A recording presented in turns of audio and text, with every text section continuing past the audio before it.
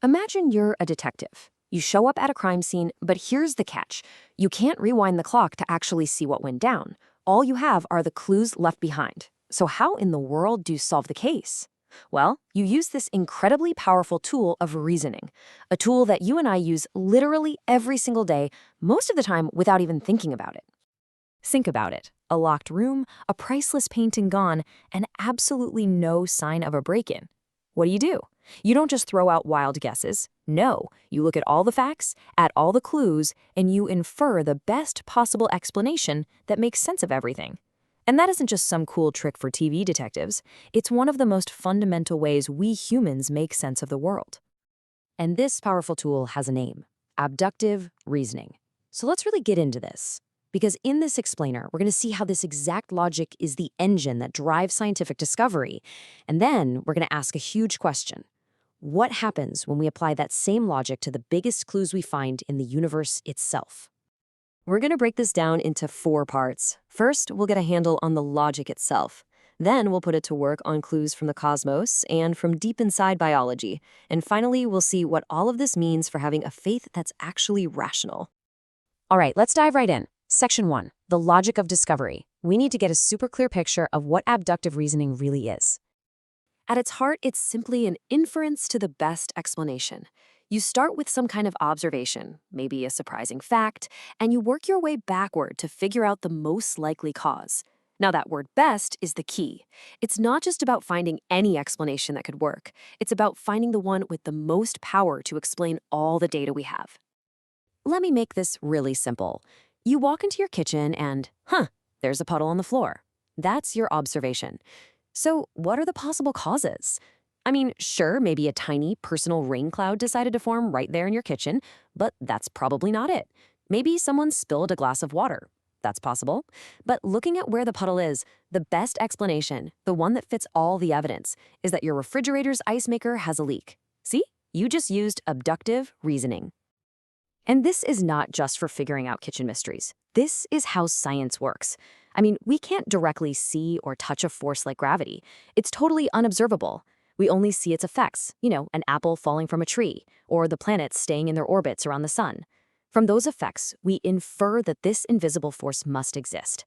That inference to the best explanation is the engine of science. In fact, this way of thinking works so well that philosophers of science actually have what they call the miracle argument. It basically says that our scientific theories are so incredibly successful at explaining and predicting things, it would be an absolute miracle if they weren't actually describing the way reality is. Abduction is our best guide to the truth. Okay, section 2, the cosmic cruise. Now that we've got our reasoning tools sharpened, let's apply it to the biggest crime scene you could possibly imagine, the universe itself. So, clue number 1 comes to us from cosmology. For most of human history, people just assumed the universe was eternal, that it was just always here. But then, in the 20th century, we made a shocking discovery. Everything, all of space, all of time, all matter and energy, it all had a definite beginning. We call it the Big Bang. And that discovery drops a massive question right in our laps. If the entire physical universe had a starting point, what is the best explanation for what caused it? I mean, what could possibly cause space and time itself to pop into existence? Now, there are other theories out there, for sure. Things like multiverses or quantum fluctuations. But the most direct inference from the evidence is really stunning. Think about it. Since space and time themselves had a beginning, whatever caused them must exist outside of space and time. It would have to be timeless, spaceless, immaterial, uncaused, and, powerful enough to create an entire universe. This line of reasoning points straight to a beginner, a first cause that transcends the natural world. Then you've got clue number 2, the universe's mind-boggling fine-tuning. The basic forces of physics are balanced on a knife's edge for life to even be possible. If gravity were just a tiny bit stronger or weaker, if you tweaked the nuclear forces just a little, the universe would be completely sterile. The evidence for design was so overwhelming that the atheist astronomer Fred Hoyle, who, by the way, originally came up with the name Big Bang to make fun of the theory, admitted that a super intellect has monkeyed with physics. That's a powerful statement about where the clues point. Okay, for section 3, let's zoom way in. I mean, from the scale of the whole cosmos down to the microscopic world at the heart of life itself. Because there's another clue here that is just as staggering, if not more so, what we call the signature in the cell. See, at the very core of every living cell, you have DNA. And DNA contains something called complex specified information, or CSI for short. Now, this is a really, really important idea. For instance, a totally random string of letters is complex, but it's not specified. It doesn't mean anything. But the letters in this sentence are both complex and specified to communicate a message. DNA is like that sentence. Think of it this way. A snowflake has a beautiful, complex pattern, right? But that pattern is just generated by the simple, repeating laws of physics. It doesn't carry a message. A book, on the other hand, isn't just a complex bunch of ink marks. It's specified to tell a story, to convey meaning. It's a code. And that is exactly what we find in DNA. Not just a chemical pattern, but a functional digital code that gives instructions for building life. So here's the crucial abductive question. What is the best explanation for where digital, specified information comes from? Well, in all of our universal, repeated human experience, the very foundation of science, we only know of one source for functional code, and that's an intelligent mind. An author. A programmer. The inference, then, is that the information we find in DNA also points back to an intelligent source. Okay, section 4, a rational faith. So we followed the clues from the cosmos and from the cell, but is this even a legitimate way to think about faith? Let's go ahead and tackle some of the biggest objections.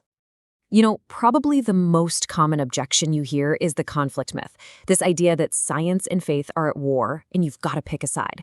But that's actually a pretty new idea in history. A much better way to see it is the integration model. Think of science and theology as two different windows in the same house looking out at the same reality. When you do both of them right, they don't contradict each other. They actually converge on a deeper, more complete picture of the truth. Another thing people say is, oh, that's just a God of the gaps argument. But that's a misunderstanding. This isn't an argument from what we don't know, from our ignorance. It's an inference from what we do know. We're not just pointing to a gap in our knowledge and sticking the label God on it. We are reasoning from what we have actually observed, that universes that begin to exist need a cause, and that functional specified information comes from intelligence. It's an argument from knowledge, not from a lack of it. And when you get this, it totally reframes the whole conversation about what faith is.